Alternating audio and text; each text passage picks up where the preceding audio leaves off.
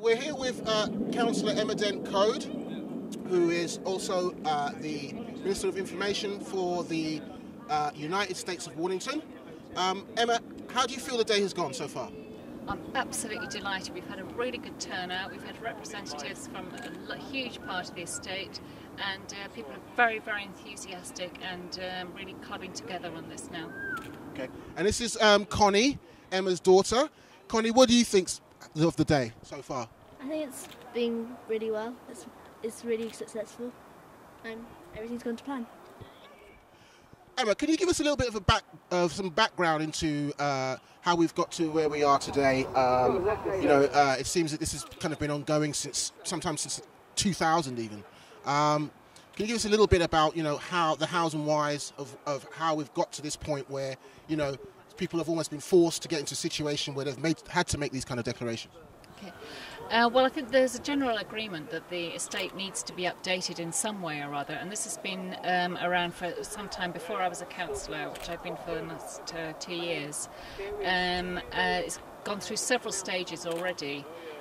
What's really happened now is that Kensington Housing Trust has got it in their head that the regeneration should happen in one particular way. And it seems that every consultation they have, they're not really listening, they're not acting, they don't actually care about what people think. It's all about building consensus for what they want to do. And this has been proved to us now, because we've seen the brief that's gone out to developers, which has ignored every single point that the local people have said, which is their focal point for their dispute about how the regeneration is happening. They're absolutely furious because everything they hold dear has been put aside.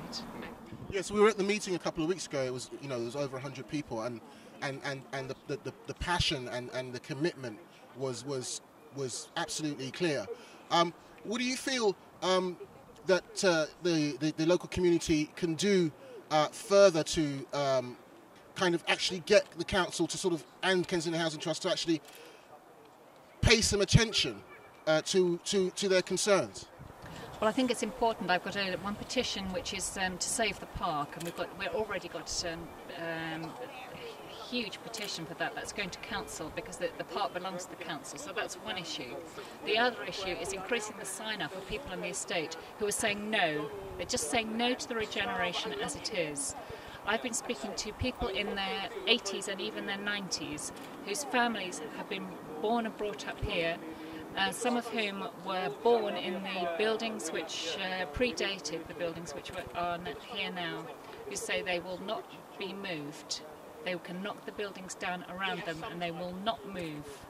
And as more people come out and speak about it together, it makes us very, very strong. I think a lot of people have been very depressed about the way things are going. And the more people speak out together and band together like we have done today, the more Kensington Housing Trust will have no choice but to listen.